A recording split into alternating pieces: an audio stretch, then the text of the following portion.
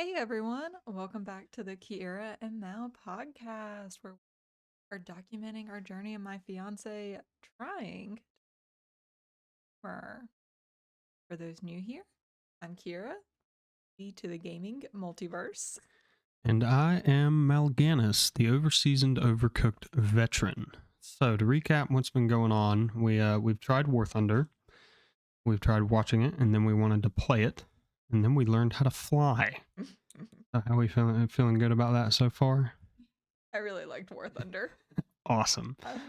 So yeah, that's kind of a recap of what's been going on this week. That War Thunder video will be coming out in this by the time you guys are hearing it. It'll come out the day before. Podcast is on Sundays, and then we do a video Wednesday and a video Saturday as well, of either us playing or her playing or me playing. Just kind of chronicling our journeys. But before we jump into the meat of today's episode, if you guys are enjoying the content, please hit that like and subscribe button. Leave us a comment about your favorite games that you guys might want us to try. So,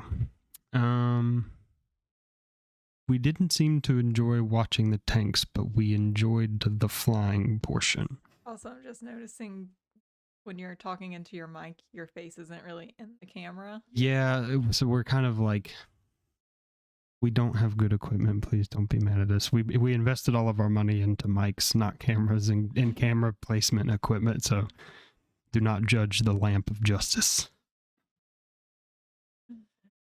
Maybe try to just stay seated back just a little bit. Well, I have to be like at a certain distance to the mic, but we'll roll with it for now. Okay. Sorry. Her ADHD just completely overrode the entire podcast. Got it. We'll do it again. We'll kill it. We'll kill it in post. So what were we talking about? We were talking about War Thunder and that you were enjoying learning how to fly. Yeah. So for those new here, I actually majored in aerospace engineering in college. So I really like airplanes and rockets and anything that leaves the ground. So the tanks,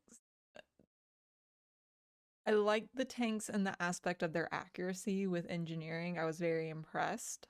Obviously, in gaming, nothing can be 100%, but it was really cool seeing the accuracy of everything and how much emphasis they put on that. But they were slow and boring. Okay, I'm only on like, I think tier 4 now, so I don't have the fast high speed tanks. I'm still World War II. Things are slow. So it just be that way sometimes. But the explosions were... What was your word? Cinematic or dramatic? They were dramatic. Yeah, they were dramatic. And if you go and watch the video, you can definitely see my reactions of like kind of a little bit shocking and caught off guard of how things were happening.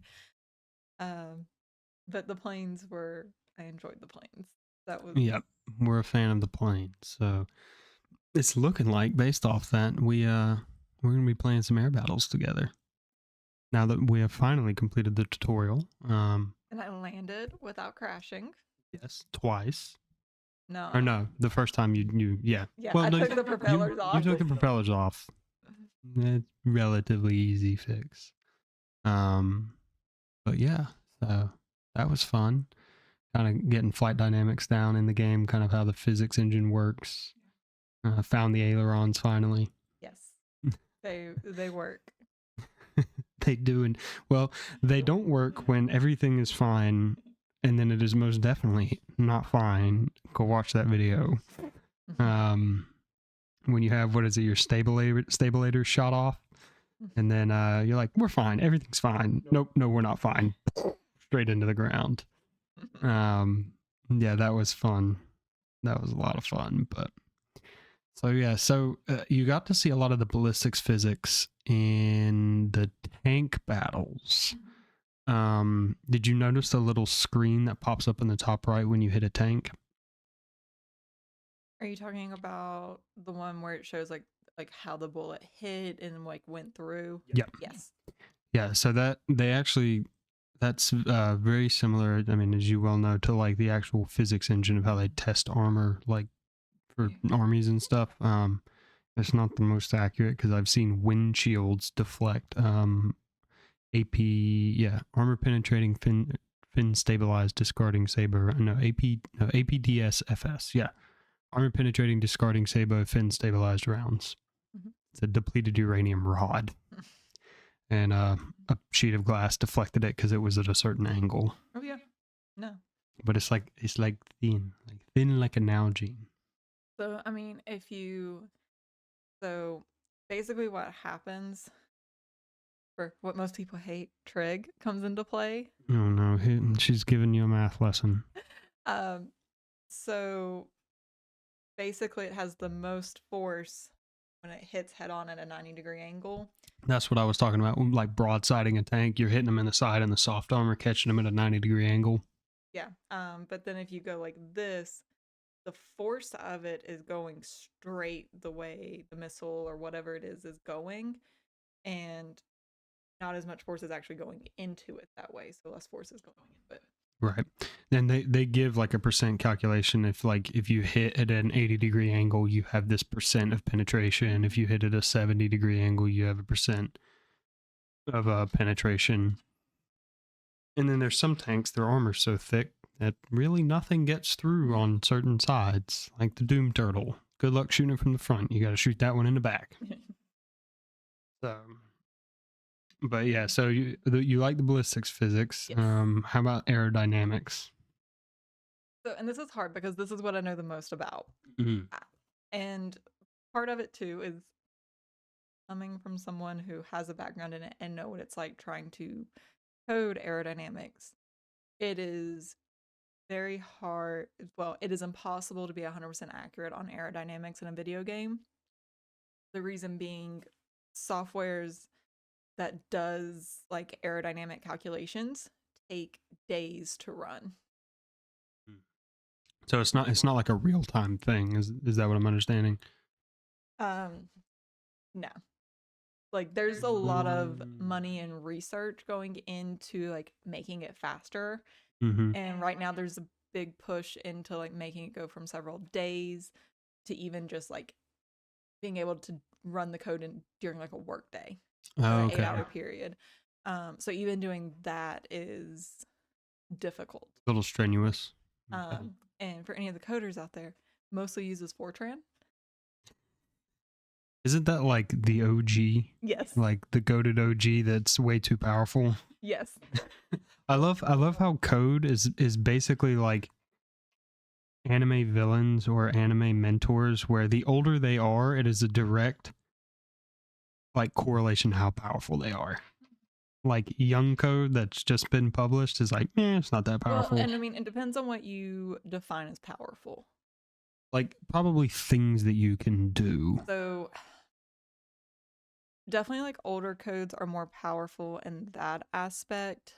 But if you think of newer codes, particularly like with how popular Python is right now, it's powerful in the sense that it can do certain things quicker and it has like built-in functions that other ones don't have. Okay. And it kind of makes the entry level into it easier. Okay. So, Because I remember Python in college and, the whole hello world thing. Like, I remember that. Yeah. And obviously going into coding as someone who's brand new to it, it is a very daunting thing. Okay. I remember, ironically, sitting in my first programming class in college and thinking, I never want to be a programmer. And now that's basically my entire job. It do be that way sometimes. But it's not. Coding isn't always the most intuitive thing when you're starting out. I feel like that's where most people struggle. But as you learn and get used to it and adapt, it becomes intuitive. Okay. But it's definitely one of those things of like learning a new language, really. Yeah, no, and I think some of my coding friends that I've worked with, that's how they describe it. Like sometimes when they're thinking in code, it's almost like being bilingual. Yeah. To a degree. Well, and that's even, I love math and just the way you do math as a programmer versus Just like if you think back to like math class, it is a very different way of thinking. Okay. That makes sense. I just solved a problem that I've been having. What's that? The overpixelation of my camera. It keeps trying to push the size to try and fill as much of the 1440p, and yours is only having to fill 720p, so that's why yours is so much clearer than mine. Mine's blown out. So I've got to figure that out. I think I figured out that's why it's happening. It's why I turn into a ghost when I lean in and talk into the mic. Now I'm frustrated. So I guess that kind of answers one of my questions. How difficult would it be to actually code an accurate physics engine into a game? To be 100% accurate, especially with like aerodynamics involved, it would be extremely difficult. The only way that you could really do it, taking aerodynamics into consideration, is you take out a lot of like options for the player on what they could do. Okay. Because ultimately, like a disturbance in the air is gonna create a lot of different things. So one that's like coming to my mind is vortices coming off of an airplane. Is if you get stuck in those as another aircraft, that alone can cause you to crash. Right, kind of like the what was it, the Top Gun? Yep. He got, and then he ended up in a flat spin, and he flamed out his engines because they weren't pulling in any air. Okay. But the ability to simulate that and know all the exact, not so much know all the exact conditions, but to be able to simulate it when every single player is doing something different, and the amount of time that would take to account for it. The problem scales in orders of magnitude by the amount of people and their individual inputs. Okay. And then you that makes sense. Like the airstream off of one aircraft meeting the airstream off of another, and that can create things for a third aircraft.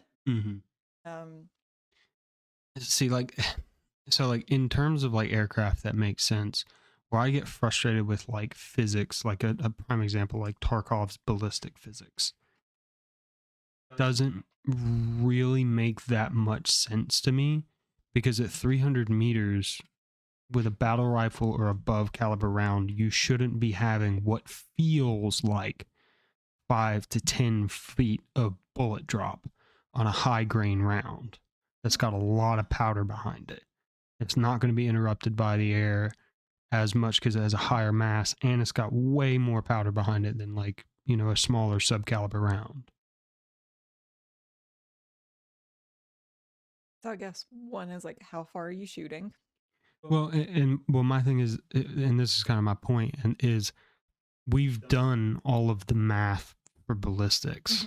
Like, it's relatively easy math, and most of it, for holdovers, I won't get into all that, like holdovers and stuff, but like So what I'm saying is, depending on how far you're shooting, right, and the speed the bullet travels, can make a huge difference in how far it drops. So well, and that's calculated into the game, because certain bullets have certain feet per second based off of how much powder's in the cartridge, but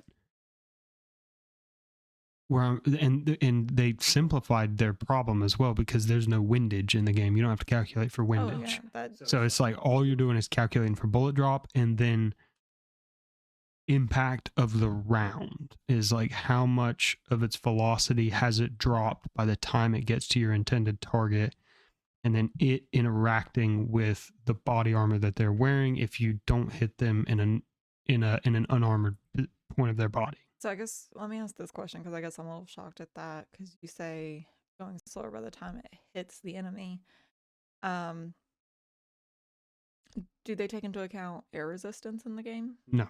As far as I know, it's literally I'll have to. Because if there's no air resistance, then the bullet should not be slowing down. So you're overthinking it. They are simulating air resistance by like the bullet their ballistics calculation is like the bullet has traveled 100 meters, therefore in real life it would have slowed down by this much. So they are technically calculating for air resistance, but it's not like a physics simulation of air resistance where you may have different air resistance on different maps by altitude. Is it a humid day? Is it not a humid day?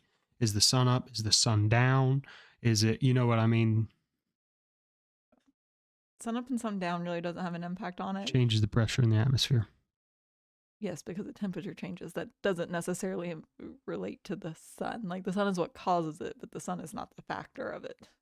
True, but I learned to shoot in dumb grunt land. Take this from someone who had a question on an aerospace test. Yeah. Where I was told sun up, sun down matters. Mostly it matters with, like, I won't get into it, but so it's more so it's the temperature, air pressure, altitude, all that fun stuff that are what matter. Right. The sun just happens to have an impact on the temperature of for the time of day. Temperature of the day, yeah. But like, and you know what one of my favorite things is too? Is so at high angle shooting, you have to know, I think, Pythagorean theorem. Mm-hmm.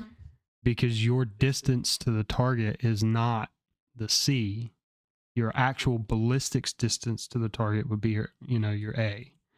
So you'd have to figure out mm-hmm. that, otherwise your calculation, you're going to end up being shooting way over the target because you're going to think you're further away than you actually are. But from what I've seen, I don't know, maybe Air Wing Marine could correct me. But from what I've seen, that doesn't matter. So it's like as the crow flies. So it's just frustrating because, like, for those who shoot regularly, you kind of know how things should feel, and then you play a game and you're like, this is not how any of this feels, especially when it touts that it is the most realistic shooter. Mm-hmm. You know, I'm sure you'll run into this with War Thunder. You're like, that's not how that would happen. Because, like, you know how mm-hmm. these things are supposed to perform and function. Yeah. And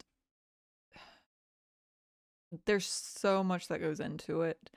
Part of it is like, let's say you're shooting like completely straight. Mm-hmm. Then, yeah, and I'm not saying like you're level with your target. Right. But it's gonna pull it down. Right. And the bullets typically, depending on the weapon system, like if you're shooting an M4, the way the weapon is designed, the bullet will actually rise and then it'll come back down.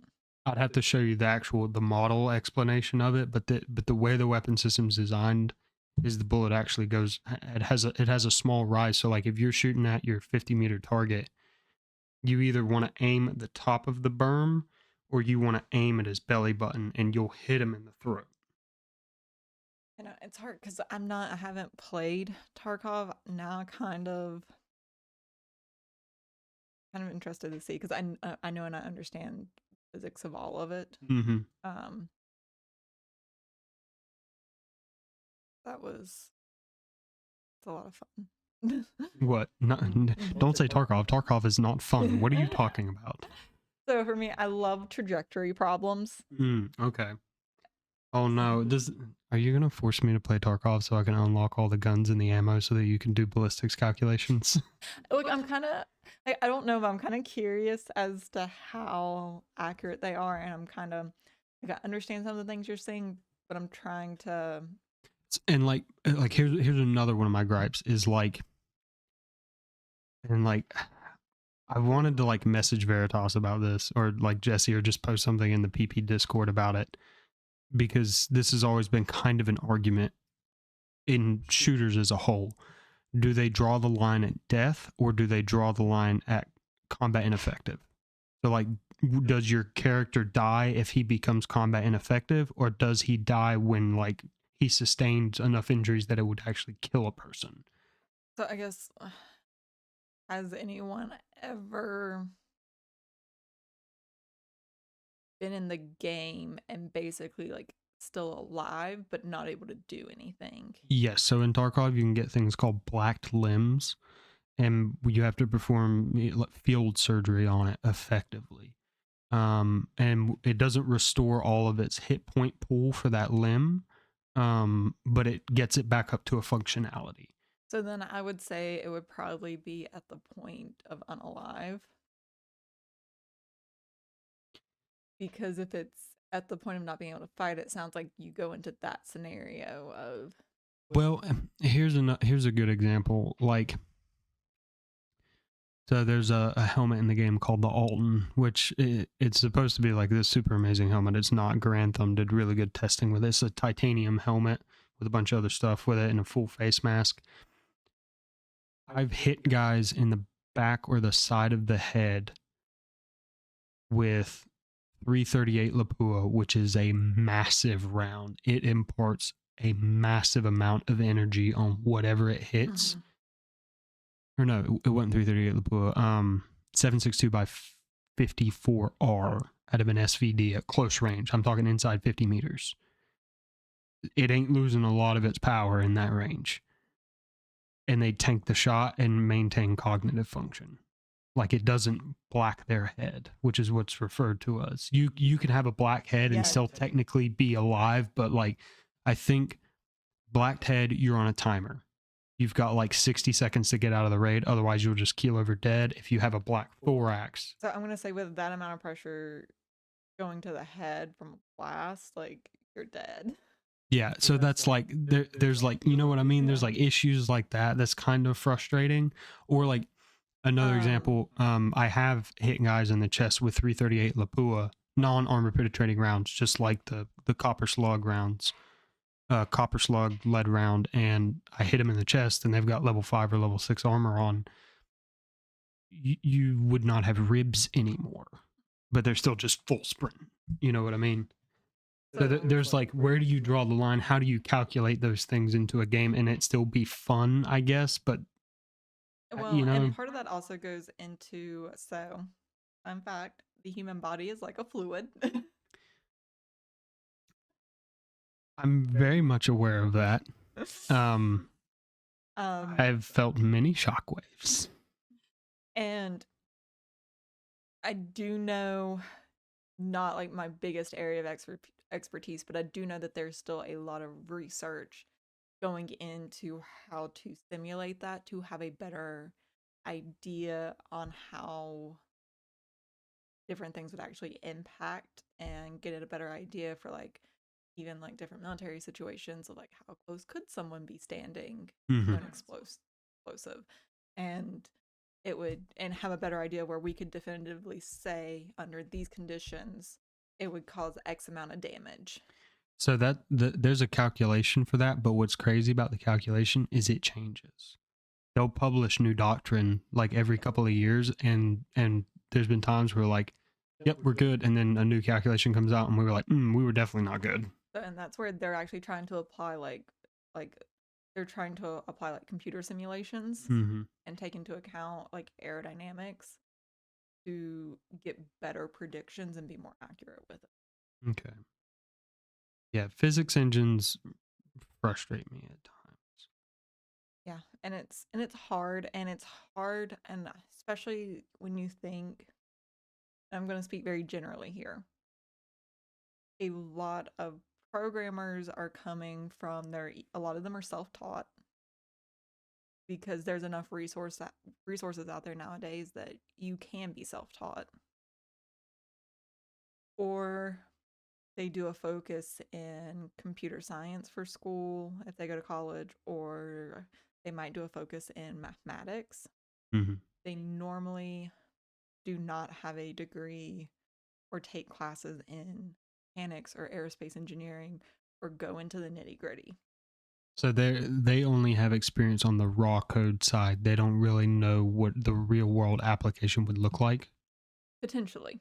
Okay. And I'm speaking very generally here. Obviously, there could be people out there who did double majors and took into account more things, but generally, I'm thinking about the college I went to.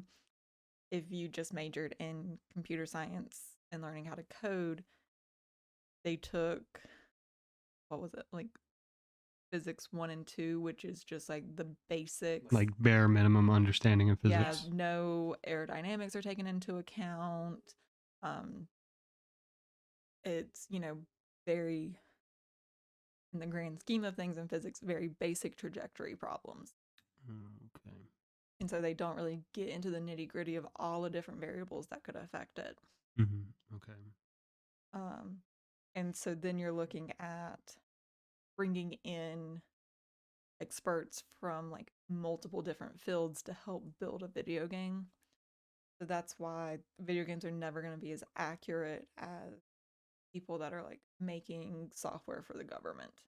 That's true. Because like those companies are getting money to hire people from coding backgrounds, engineering backgrounds, even biology backgrounds to take into account impact on the human body that we were discussing. Right. And part of it too, I don't want it to be like ultra mega arma hyper realistic, because that kind of sucks the fun out of the game. But like, like I enjoy the realism of Tarkov. I enjoy the realism of War Thunder. Keep it fun, but it is supremely frustrating when you're told and what's marketed to you is that this is the most realistic. It's not. You know what I mean? Well, and I'm going to say this, it's a relative term. That's true. Most realistic just means they're doing better than everyone else. That's true. And like, well, and you and I are like hyper specialized in specific fields. Yeah. And we have a very deep understanding of certain things. So I don't want to dig too deep into mine. I'm a fake engineer. That's all I'll say. But yeah, I definitely get that. Like, so yeah, it's just frustrating at times, because it's like you feel like there's been times when I'm gonna do something really cool here, and then it's like it wasn't cool and it wasn't fun because the video game kicked in, and then it's like, it's like I should be able to do this, but I can't. Right, exactly. Or that did not work the way I thought it would. Yeah. And it's frustrating too when it's something that I've either done or seen in real life, and it's like I feel lied to. Does that make sense? I feel lied to. So yeah, so physics engines are hard. Yeah. No, they really are. One thing I will say that I was very excited about with War Thunder, that a lot of video games, I think they do it to exaggerate. But if you actually kill the engine, you just glide down. Whereas most, like I've seen video games where if like the engine gets killed out, they just like nosedive. Oh yeah. It's just like that's not how that works. That's a legit strat. Like some people, like they'll lose an engine, they're not out of the fight. Yeah. They're not immediately combat ineffective. They've still got, energy. They can still turn on you and turn those guns. I've seen videos of guys, they get a wing taken off, they're in a uncontrolled spin, they'll just hold their guns down, and if you're unlucky, they'll take you down with them. But the thing is that, especially if you still have both your wings, so in the air, of course, there are air resistance, so you lose a little bit of your forward speed as you're going, but not a whole lot. So you're maintaining your speed moving forward. So all you have is you're going forward, and gravity is just kind of gradually pulling you down. Yep. You're not, and there's still, the wings can still produce lift at that speed. So you don't have anything to help force you up against gravity. But you're not just gonna like straight nosedive to the ground like I've seen some video games do. Yeah, and like prime example, everything's fine, we're okay. No, we're not fine. What was that? That was, I'd have to go back and watch the clip, but it was loss of engine, loss of flight surfaces, loss of hydraulic pressure. So I was just basically locked in until I contacted the ground. Yeah. Well, it appears we enjoy War Thunder more than World of Warcraft, even though somebody complained about not enjoying reaction time based gaming. So I have not done a battle yet. Okay. So we'll see how that Let's goes. see how that goes. Are you going to become one of those, you're just in free flight all the time on your own, just flying around enjoying the scenery? Maybe. There's nothing wrong with that. I mean, it's very much like Subnautica. It's like you're just swimming around in the ocean, just vibing. I need to participate in battles to get more planes. You know exactly what that sounds like. It's like me and Tarkov. I don't want to do this quest, but I got to do this quest because I want that cool thing at the end of the quest. You know what I mean? You're like, I got to participate in battles because I need to unlock the Hurricane and the Spitfire. I want the Spitfire and I want the BF-109 because I want to compare how well they did with That's I think your German tree should have the BF-109 automatically unlocked. In a couple of games, we can have a Spitfire unlocked. I want to compare it to the Spitfire. Yeah, you can. But which version of the BF-109 and the Spitfire? Now you got to unlock all of them. And you got to get all the upgrades as well. Upgraded radiators, upgraded fuselage, upgraded guns. I mean, I'm also partially just doing this for like my own personal research. Nah. I'm curious, like what I'm curious to see is, do planes from the similar time era, like, do they fly similarly to each other? I think that's going to be tough with mouse and keyboard. Because, and obviously you're not getting haptic feedback as well. So like the stick is the stick is not resisting you. The pedals aren't resisting you. See, and that's my theory, is that they pretty much fly the same, would be my prediction, even though in reality they were very different from each other. So obviously I feel like I'm pointing things out, but really I'm not pointing things out because of how much of an expert you are on this. Obviously, planes have different turning times. Yes. That's one of the grading metrics in the game, is like, what is the turn time for this aircraft? So there is a noticeable difference. And like, if you get into a bomber, like its mass is accounted for, and that's its fuel load, its payload. I get that, and I can see that being taken into account, but I'm curious. I guess part of the reason, which I know quite a bit about Spitfire and BF-109, not as much as I used to, my memory kind of slipping a little bit, but the reason they were so competitive in battle with each other is the fact that they were good at the exact opposite thing. I'm trying to remember. And I don't want to like misquote, but it was, I'm trying to remember, like, one was fast, like it was faster than the other, but the other one was like more agile and could turn quicker to maneuver. The one was better at like maneuvering while the other one like had speed. I want to say the speed thing sounds very British, and the maneuverability thing sounds German. And I'd have to like look it up to be like say 100%. So what was the engine story you were telling me about? Oh. So, interesting fact about the Spitfire and the BF-109. So, the original engine in the Spitfire, no, I'm going to tell it the other way around. The original engine in the BF-109, which is the German aircraft, was a Rolls-Royce. That's a British car manufacturer. And so when the World War II started, they could no longer get the engine. So they had to change engines. But on the flip side of that, for the Spitfire, I can't remember the exact brand, I have to look it up, but it had a German manufactured engine.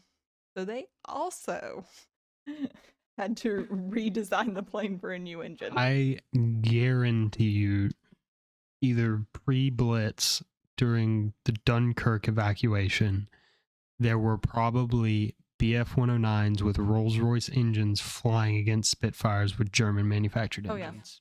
Yeah. Guarantee you 100% there probably were. But also, like,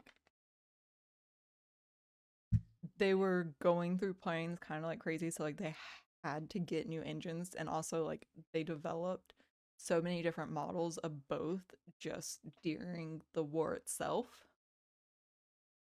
So, and also when you think about getting like parts to repair, if even if it Mm-hmm.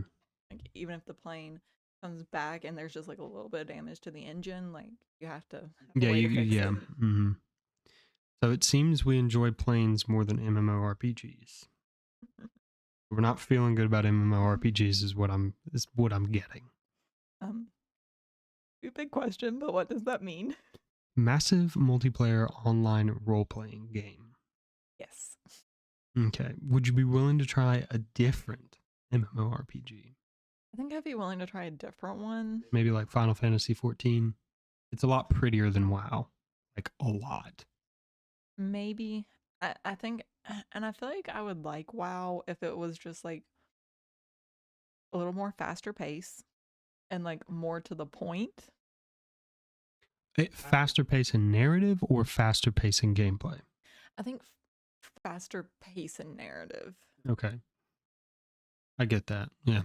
It seems to be a lot of just go here and do this or do that and go do this and oh, So, now here's a battle for you to participate in.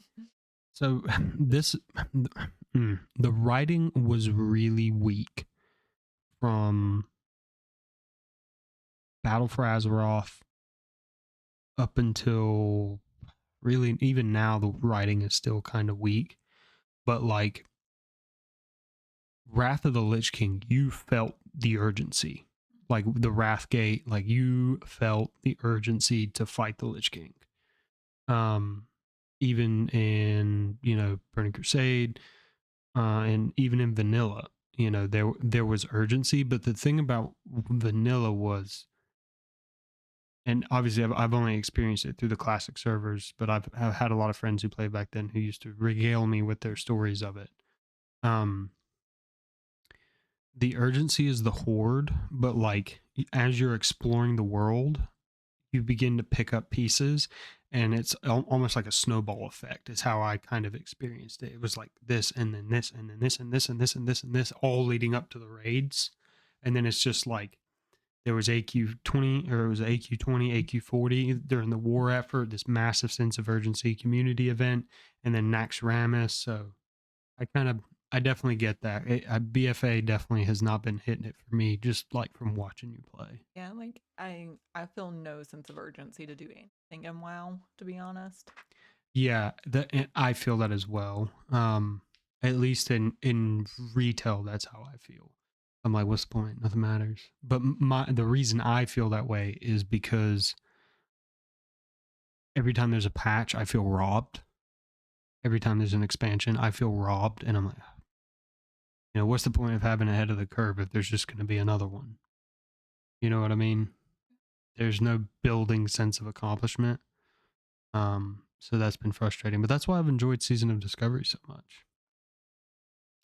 Super excited. February 8th, Phase 2 begins. I have been summoned by my raid leader yet again. Like, where you been, man? I'm like, I've been busy. So we kind of got to the point where we're one-shotting every boss in BFD, and I was like, I don't need to be here. I'm gonna go do something else. It didn't help with holidays and then work and all that. So Oh yeah. that made things tough. I think I kind of want you to play Classic, but I feel like you would enjoy Season of Discovery a little bit more just because the writing was so much stronger. And they fixed a lot of things in Season of Discovery that I think would annoy you. So they're a bit more like user friendly, like the UX is much better. But I think you might enjoy it more. It might be worth looking into at some point. I'd be willing to try it at some point whenever we get a Yeah, chance. it's definitely less complicated. It's funny. You kind of have the same problem that you have with your mage right now. You get a lot of buttons. It's like 3 of them. So it can be boring, but it's also kind of fun at the same time because like what I loved about Season of Discovery for Phase 1, like leveling, I could just put on music or put on a podcast, like my favorite podcast, the Pogcast. and I would just grind levels. Yeah. I would just chill. It wasn't stressful. I wasn't trying to min max anything. I felt like I was on an adventure. You know what I mean? Like that's kind of what I want from an MMORPG, and that's what I want from World of Warcraft. And I kind of got that from Season of Discovery, which made it really enjoyable. Um. So yeah, I mean,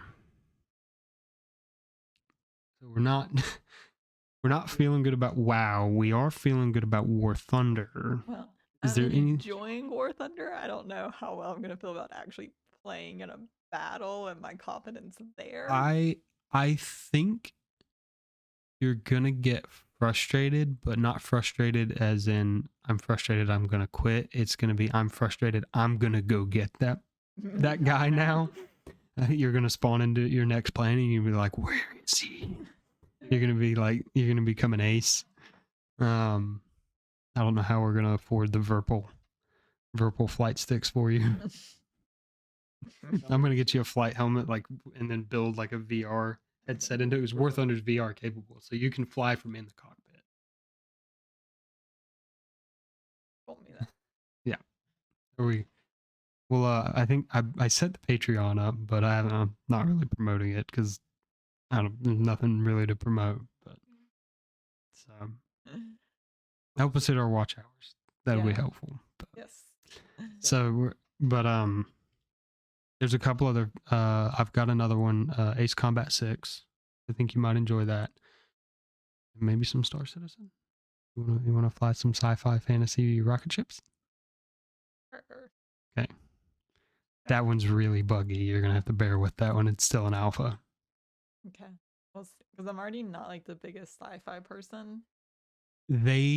So the developers over at Cloud Imperium they really work hard to make it feel realistic. We're about to get another flight model, from what I understand, and they're working on aerodynamics and flight control surfaces. But they work really hard. Like, if you're flying in space and you only have engines on the back of your craft, well, you're not going to be able to stop. You're not going to be able to maneuver. There's no air to maneuver. They work really hard to put thrusters in key positions to make that feeling more realistic. So, but yeah, so definitely some more flight sim games. We need to look through my Steam library, see if there's anything else you might like. Yeah, no, and definitely give us some suggestions if there's anything you would like to see me or Mal or both of us play. I think Mal's always looking for more game suggestions, and I'm just out here trying whatever. Yeah, she's just vibing. Yeah, no horror games, please. I'm a baby. I'm a baby. I do not do horror. Yeah, I'm not a horror guy either. So yeah, on the topic of kind of quitting sod for a little while just because of like life and work and fitness, and it's tough for me to maintain the work-life balance and then work out as much as I need to work out, spend time with you. Doing this is really helped to spend time with you, and I've really enjoyed it, but also doing chores and then time for myself, time for gaming and stuff like that. Yeah, no, that is something I've definitely been struggling with, especially since like starting the YouTube channel and gaming in general, because I did not game before this, is trying to balance everything, especially right now at work.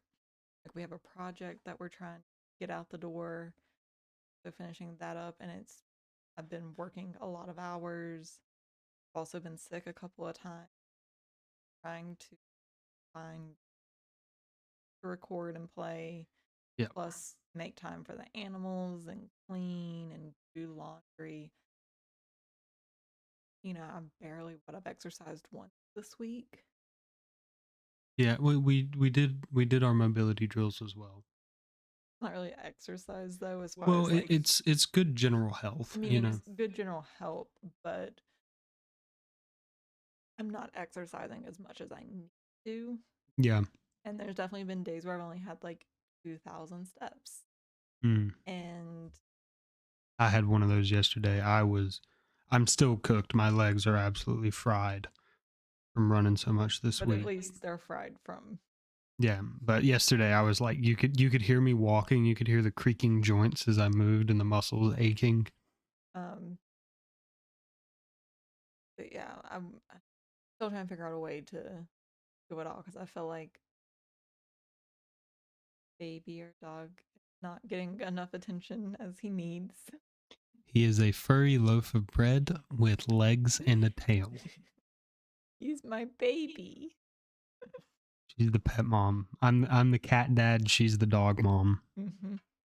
I like cats more than dogs. They're chill.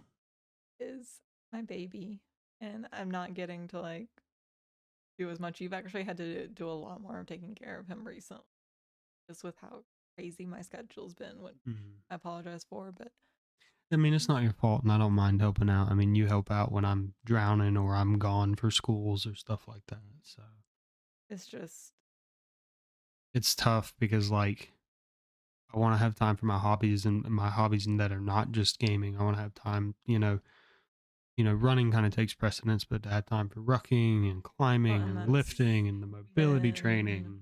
rock climbing once in the past several months. Yeah, And the concussion didn't help with that. yeah, no, it definitely put a stop to it, but also we should have been back to climbing sooner and we should have done it more than what we have. Mm-hmm. I have been using their gym though to justify the cost of maintaining that Yeah, no, membership. I've every time I've been to the gym, you've been with me, which has not been a lot. Like I said, I just need to be working out in general, even if it's just like a 15-minute workout. Mm. I need to be doing something because I'm not doing anything. Yeah, some minutes is better than no minutes, is what I always say. Yeah, it was like I was telling my teammate at work, I didn't have time for my run yesterday. And I was like, how much time do you have? And he's like, I only had 30 minutes. I'm like, 30 minutes? That's plenty of time to run. Do a 15 out, 15 back. But And don't mistake it. I'm not an expert runner by any stretch of the imagination, but I've learned to eke out as much as I can when it comes to running. like you've seen it today. Like, when have I stopped today? Oh, you haven't? You haven't stopped at all? I got done with my run and I shut down and then finally woke back up for dinner. Yeah, as we're filming this, it's almost 8:30. Yeah. I stopped to eat dinner. Yeah. So it's We've got to work on our time blocking and time management, especially like when we have to do the next meal prep and everything that comes into that, and then getting enough sleep on top of it. well, I mean, it doesn't help that like I was sick on Monday, so I was out of work. Mm-hmm. I was basically behind in work, so I worked 10 hours a day trying to get something caught up, and so it's just maybe like once this project goes out, things will relax a little bit. It'll quit being overwhelming, hopefully. Yeah. Yeah, let us know below how you guys manage your work-life balance, especially like trying to work in the gaming and any personal stuff like that. Well, maybe not personal, but like, Like, hobbies or your fitness stuff or meal prepping, like kind of how you guys balance it all out. I'm definitely curious on how to balance, or even if you're here and you're not a gamer, how do you balance work life with your hobbies? Yeah, it definitely had so many times where it's just felt like overwhelming thing ever. So, and I will say something I feel like that's been taking up a lot of my time last has just been Mm. Yeah, the wedding.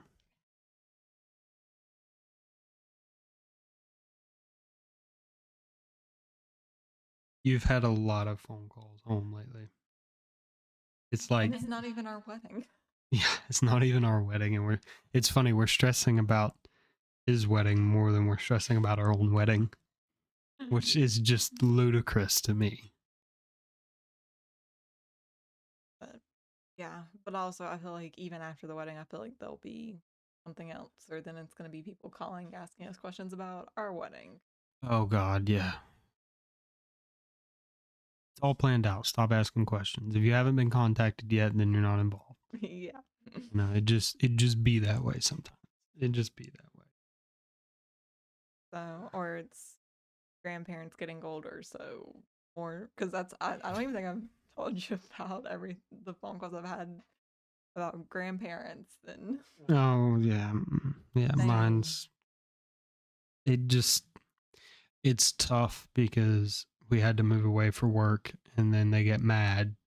I just work life balance is such a struggle for me. Especially like back when in my position before the one I was in now. I mean, you remember it was like I'd text you, I'd be like, "Hey babe, I got to work a 16-hour shift today," yeah, and you would, yeah. yeah, that was all. It just sucked. It was miserable. And then it was like 23 days on, I think it would technically be like 18 days on, 1 day off, back on for another Well, 5. and It was it'd be just, like you'd have like one day off on like a random Thursday, yep. and like I was at work, And I so was in bed the whole day anyways because I was so cooked. and then you would have like a random like 4-day weekend, but I was working, so we couldn't really go do anything. Yeah. So Let alone to have the physical and mental energy to do it anyways because that job just consumed me. So, yeah, I definitely get it. Definitely get it. I don't even think I would have been gaming through that period if I didn't have the friend group that has all abandoned me now that I have time and energy to play. and didn't one of them reach out about playing the Oh, Pokemon? Power World? No, Yeah. don't say that. Don't say that. You're gonna I anger wasn't gonna I was gonna say the Pokemon with guns game, whatever that is. it. Yeah, he definitely said him and his wife are playing it, so we might here in the near future buy copies of Power World and play together. I think you might enjoy it. I think you might enjoy the aesthetic. There's definitely games that I enjoy purely for the aesthetic. Like Elden Ring's not a good example because and everything about that game is amazing. Um Conan the Barbarian or Conan Exiles. Not the best game, not the best gameplay, not the best combat, not the best survival system, but the aesthetic is oh, so much fun. It makes it enjoyable to be in the world. Does that make sense? Yeah. The only thing I'm worried about with Power World, because I know like saw like commercial for it or something, and it's definitely like cute and pretty, and I like the colors, how it looked. I just feel like I feel like it goes against my childhood in a way. Are you a Digimon stan? Like you're a Digimon player? What part of your childhood does it go against? Just like I grew up like watching the Pokemon show with my Oh yeah, brother. yeah, I did too. Well, see, my frustration with Pokemon is it's the same game over and over and over again. They're not innovating at all. It's the same game that I was playing on Game Boy Advance in 2001, I think, is when I had my Game Boy Advance. It's the same game. It's just been a change in platform and console and a change in graphics. Nothing else has really changed. And then I never played it. So how different was like Pokemon Go when that came out? Or was it like the same thing? Even more watered down. Okay, it was the only difference was like you like had to like walk to get to the battle, basically. Mm-hmm. Okay. Yep. You had to physically walk to the gym so you could fight for him, but like even in the fights, it wasn't a good representation of how the Pokemon game fighting was. At least I didn't feel that way. I think some people probably feel differently, but at least for me, you know what I mean? Um, and if I remember correctly, it was heavily. I mean, I can see that. And I felt like that was around the time when there was like a big push, like games, cell phones, advertisements. You know where the biggest demographic of gamers are at? Cell phones. They dominate the market. Because everyone has them on them 24/7. Mm-hmm. So Yep, which is insane to me because I think it used to be consoles. That's where the console wars came from. And then there was like maybe a brief period where PC dominated, and then it's just been cell phone ever since. That's where most of the market share is too, most of the money. And like that's where you say like get your mobile game out of my game comes from. Um, with these cash shops and stuff like that, pay to win games. Like, don't get me wrong, I love War Thunder, but it is definitely a gotcha game. It is a pay to win game. I mean, and then I can just see it, especially if you're thinking about parents who have kids. Most kids have cell phones nowadays. Yep. And it's like, why buy them a gaming system when they already have a cell phone? I could see that. So here's my biggest thing, and that's I'm thinking from like an economic standpoint of particularly from families who afford to do all of it. yeah, I can see that. I can definitely see it from an economic standpoint, but from a creative and artistic and storytelling narrative, because I grew up alone. I was an only child. You weren't. Um, my only companionship, because I was a loner and I was the weird kid. I didn't really have any friends, and my dad was from another country, and um, my only companionship was through video games. The characters in video games. I had my books. I had my music.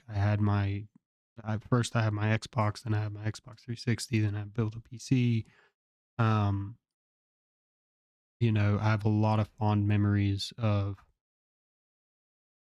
the game characters. They were my companions. And then I got into online gaming and figured out I could have friends all over the world, so that kind of changed things for me. But definitely when it comes to like narrative driven story games, that teach a lot of lessons like God of War, the newest God of War, and then God of War Ragnarok. Prime examples, Mass Effect, another prime example. Um, but I definitely understand it from an economic standpoint. Why would you buy a console? I mean, like you can't even really say that now because the new iPhone, I think, costs more than a PS5. But I'm saying like most parents, fortunately, like in some ways, cell phones have kind of become a necessity, at least. Unfortunately, yes. And versus if you're thinking about like a PS5 console, definitely not a necessity. But so I think it's like the value of both of them, and it's like, well, if I'm gonna have to be a cell phone, why would I also spend money on play games with the thing they're gonna have to have anyway for phone calls? Yeah, I can see. Well, and the thing is, phone games are not a one time purchase. It is, that's where the V-Bucks things come from, And like, that's where like I think it's definitely dangerous for parents, but I also don't think all the parents, and again, very generally speaking, I don't think all the parents are educated no, on how the cell phone video games work. absolutely not. Um, and I could be wrong saying that. Someone kids yet. We've had conversations how important we actually cell phones should kids actually be having. Well, and it's there's a lot of gambling systems in them as well. It's predatory with loot box. Loot boxes is legalized gambling for people under the age of 18 years old. Which to me is ludicrous. And to me, and I think it's teaching them how to hit the easy dopamine button at a very young age. Yep. So what's going to be the long term? Mm-hmm. They have permanently altered society and the course of society. Well, we're coming up on an hour. You wanna call it here? So it's been a good conversation, Yeah. though. Thank you so much for coming and hanging out with us. We hope you have enjoyed the content because we love making it for you. If you made it this far in the video, thank you so much. We love having you guys, and we hope you enjoyed it. Peace. Bye.